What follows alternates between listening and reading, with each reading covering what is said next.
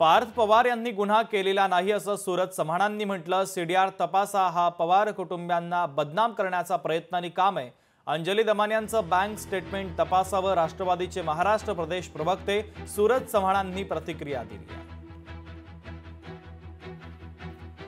पुणे जमिनीच्या प्रकरणामध्ये एक उच्चस्तरीय समिती त्या ठिकाणी नेमण्यात आली होती।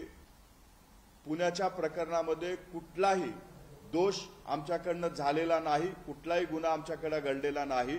पार्थदादाची जरी कंपनी असली तर पॉवर ऑफ अटर्नी त्या कंपनीची त्यांनी दिग्विजय पाटील यांना दिली होती।